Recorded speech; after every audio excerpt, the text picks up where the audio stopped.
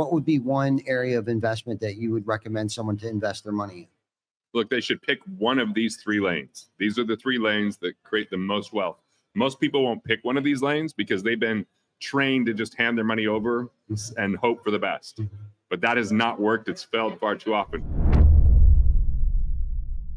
No, so RoofCon number 5 here in Yes. 2023. It's been Amazing. great growth. We hit 5,000 tickets. We're about 175 vendors.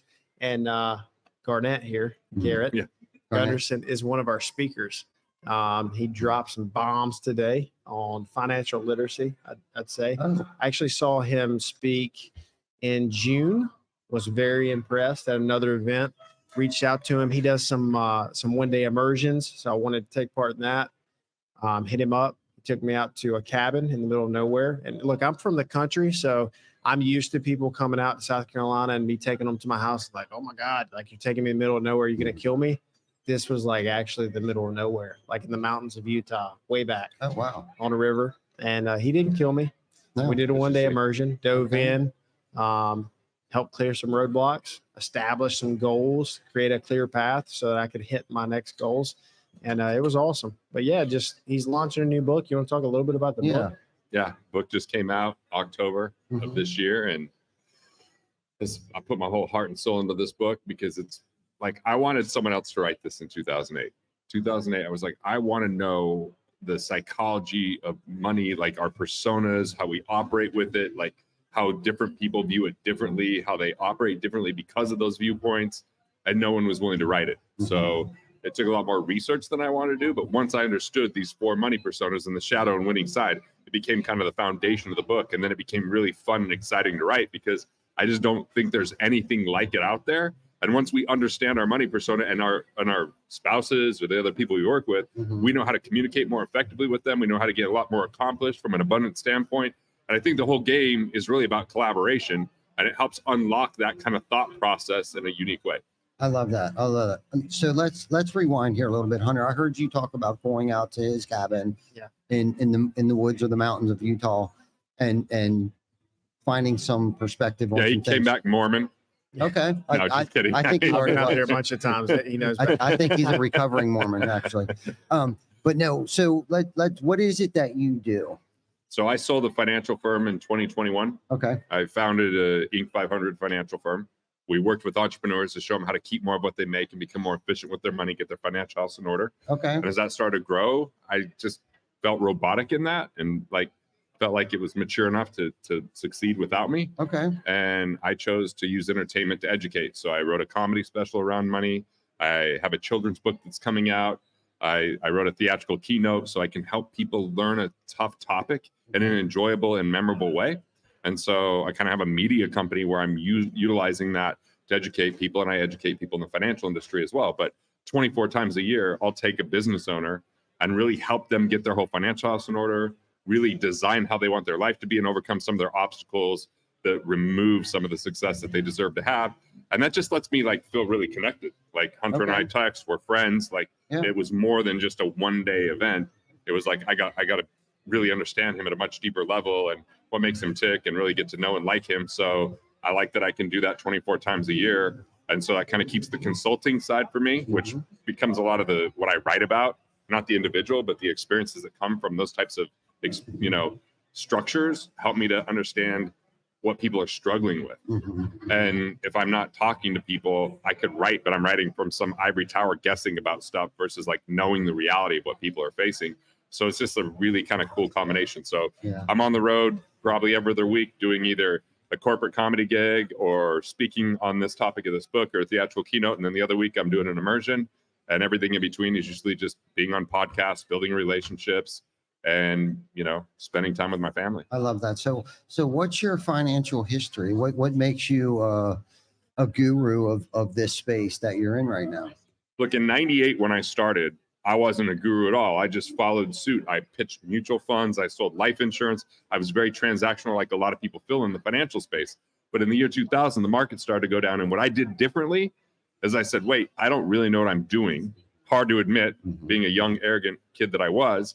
But I went to all my clients and said, I'm not quite sure. I just hand the money over to someone else. I don't like this term, for the long haul, or the market's on sale.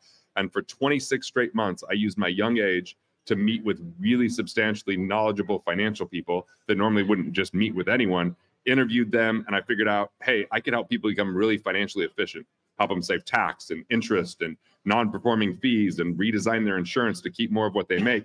And by doing that, I started to recognize like, hey, they could now reinvest in their quality of life, or they could invest back in themselves, which was a completely different like philosophy than what people are hearing from financial people. And so, yeah, I mean, I feel like just because I was intellectually curious and honest, it qualified me for this because I wasn't addicted to being right. I was addicted to what's right and consistently asking those questions, not being married to one concept. I don't sell mutual funds. I don't sell 401ks. I don't get paid on financial transactions. I get paid because people pay me, and then I do the work that's based upon results. So yeah, I mean, I've been on, I've been asked to write a book with Robert Kiyosaki. I said no, but like, I've been around the people in the financial world that a lot of people would hold in high esteem. And I wrote books based upon real experiences that people had and the struggles that they were facing. I love that. So what do you do for continuous education to stay sharp?